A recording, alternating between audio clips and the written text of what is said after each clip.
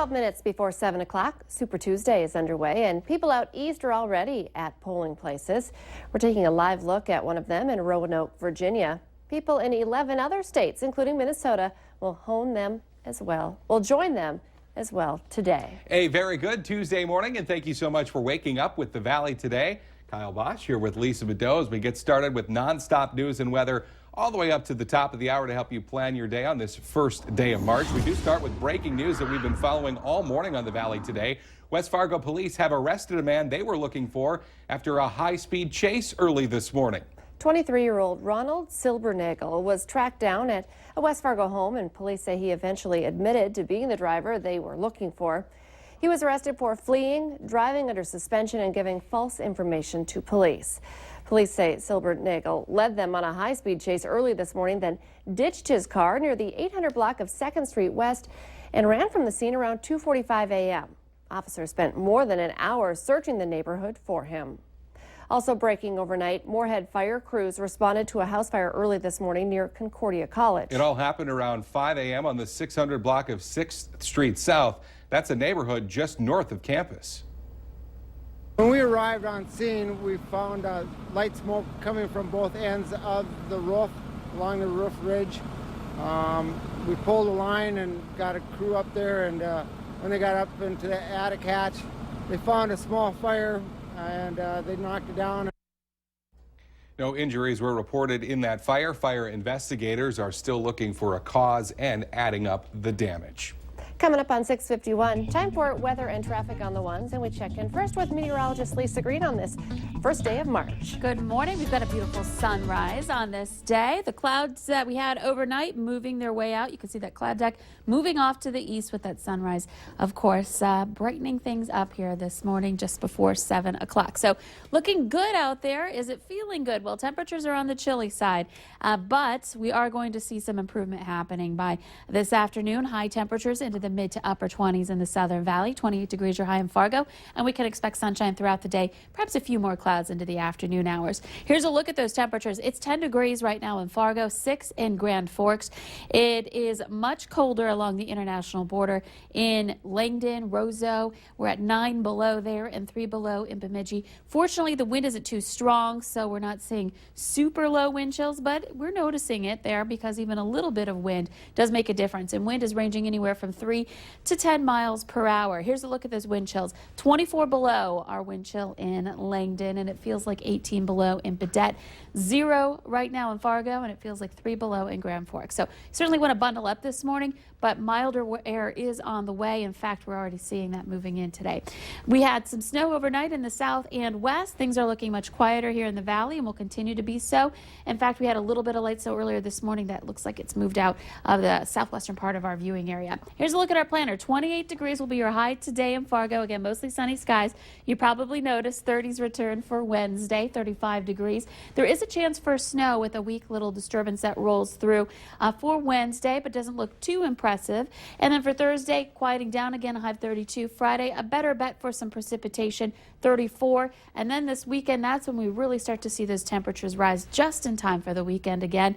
43 degrees for Saturday, Sunday, 50. And we continue to warm from there into Monday. So starting off March on the chilly side, but we are seeing things improve here and warm up throughout the rest of the week. Let's check in now with Al for a traffic update.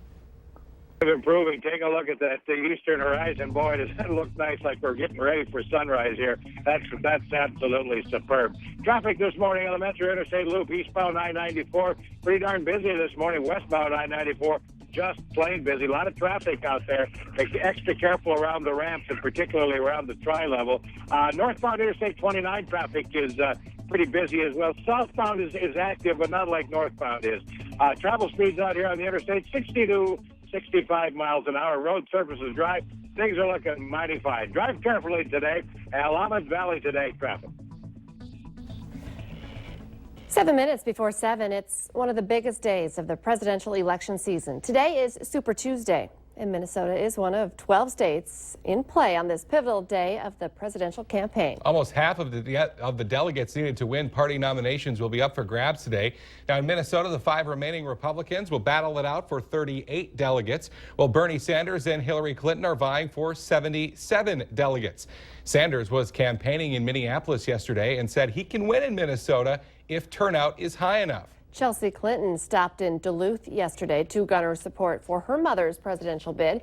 Clinton says if her mother is elected, she'd do more to incentivize governors who haven't taken federal funding to expand Medicaid to do so. Now, Republican Marco Rubio will be making a visit to Minnesota later today as he tries to rally supporters ahead of tonight's caucuses.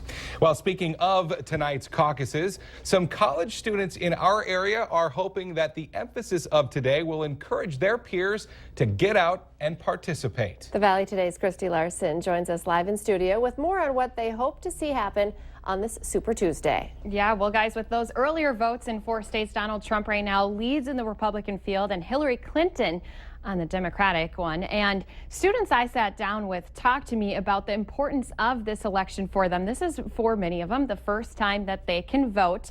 But they said that's why it's so important that their voices be heard, and they encourage their peers to do the same. Teaching and learning majors, the people who are going to be teachers, are actually really passionately involved with the caucusing because they're directly affected by the decisions that the politicians make. You know, if there's less funding for K-12 education, they're not going to have a job. So they're super active. Other students are kind of, yeah, I support this person. I'll, repost this, picture on Facebook, or I'll retweet this tweet on Twitter. But they want us to actually get out there and vote. So it kind of depends. If you're directly involved or you're directly affected, you have a good chance. But generally, people are like, I'll just show my support on social media and maybe I'll show up to caucus or maybe I'll vote. Now, while some of the students I sat down with said that they were supporting Hillary Clinton, they said they've heard from other students of their support for Bernie Sanders. They also said that they've heard support for Donald Trump on campus as well, as they said that his passion and fire might be encouraging some of those students to vote his way. But no matter who you're going to be voting for, they said it's important, as we said before, to get your voice heard tonight and to do the research ahead of time if you don't know which political party or which candidate you're going to be voting for. And Kyle and Lisa, again, up on valleynewslive.com. Click on our hot button. You can find out exactly where you can go and vote tonight.